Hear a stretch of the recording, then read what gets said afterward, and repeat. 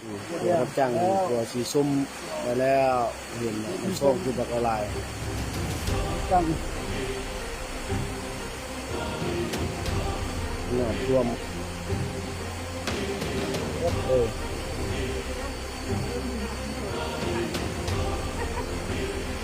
ลื่นหันเลยไปเดียวไปเรื่อย ไปนั่งนั่งสัมภาษณ์ดีให้สัมภาษณ์เลย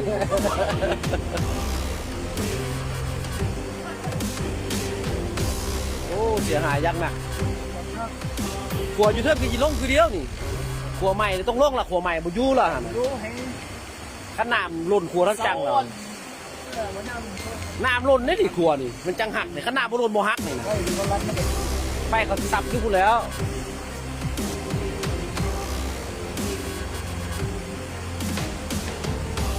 เสียหายยังหนักบ้านกันมากเกือบบ้านเนื้อบ้านนั้นเอาตะไลเลยเนื้อบ้านเกือบแปลวน้ำเลยนะ